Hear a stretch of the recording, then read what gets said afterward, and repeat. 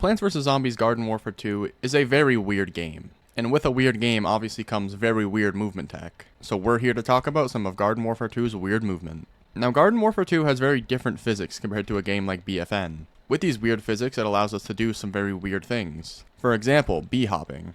B-hopping in this game is a lot different compared to a game like Counter-Strike. B-hopping in this game allows you to retain momentum from something rather than build momentum. In a game like Counter-Strike, you have to time your jumps and strafe in the air. If you're able to do this in succession, you're able to build a lot of momentum. In Garden Warfare 2, it works a little differently.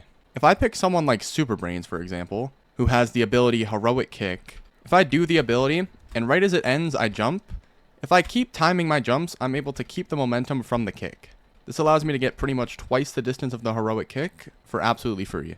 Now, bunny hopping is not limited to only Superbrains. If we take someone like Foot Soldier, for example, he is someone who also accelerates with this movement tech. If I equip the Rocket Leap ability, and after I do the ability right before I land, if I keep timing my jumps, I can keep some of the momentum. This is very good on Soldier for swinging corners very quickly, and it's something that your opponents just flat out will not expect.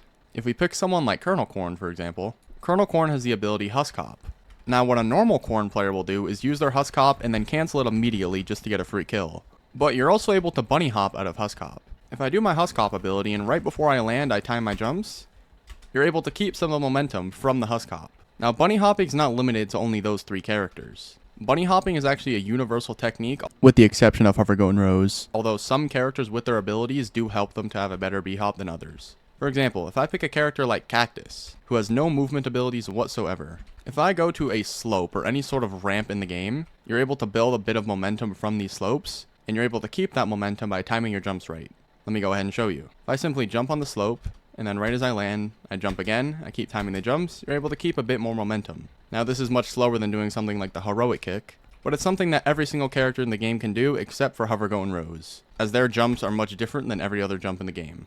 Now let's get into the character specific stuff. If I pick any Peashooter, for example, you're able to do a movement tech called Bean Jump or Bean Ride. These techniques are both very similar to each other, but they are slightly different in uses. I do have a whole short on my channel about bean riding if you want a more in-depth tutorial, but I'll give the cliff notes for right now. You're going to want to pop your hyper ability, then after popping your hyper ability, you're going to want to jump and use your bean bomb at the same time and you will start to ride the bean bomb. Now bean riding would be useful for something like Turf, where right before you're about to just jump into the enemy team, at least you can have a bean bomb there to support you so you can get some more damage off. Also with bean riding, you're able to do this. You can have an airborne P-Gatling with the bean ride. Now bean jumping is slightly different. To bean jump, you're going to want to pop your hyper ability again. After popping your hyper ability, you're going to want to pop your bean bomb, flick down, and spam jump. Just like this. As you can see. Bean jumping is useful for just getting a lot of forward momentum. And the more and more you practice this tech, the more and more you'll get your own feel for it. This is really something that you just have to go in the backyard and experiment with. And this technique is universal across every single Peashooter. That was a much better example of a bean jump.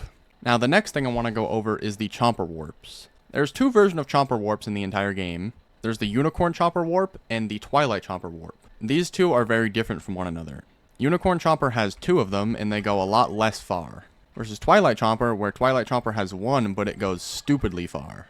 Now you think something like the warps you'd be able to bunny hop after, but that is actually just not the case. If I warp and attempt to time my jumps, it just does absolutely nothing. You are not able to keep the momentum from the warp. Now this is not only for Unicorn and Twilight Chomper, it's also the same for every single scientist. If you do your warp ability, you're not able to keep the momentum from it. This would be because it is a teleport rather than something that gives you momentum. A teleport just gets you from point A to point B. It doesn't give you any momentum, it just teleports you. But that's not to say Scientist doesn't have any movement tech. Scientist has something called the Mega Heal Bomb tech. This allows you to pretty much instantly teleport anywhere. Now this technique is extremely inconsistent. It's pretty much just up to luck whether you actually get it or not. But it's something that I thought I'd include because it is fun to go for in games just to try to get like a random clip every now and again. In order to do it, what you're going to want to do is look straight down. And while running, you're going to want to jump and pop your heal bomb. Sometimes it'll give you a little bit of momentum boost and you are able to B-hop out of it. Or what it will do is flat out teleport you. Now this technique is extremely inconsistent. So I'm going to put some clips of me getting it in a game just so I can show you what it looks like. Yeah, he was like P1. Games Hunter. No, but I'm just thinking about it because that's the most like if you got Ted Bundy, like.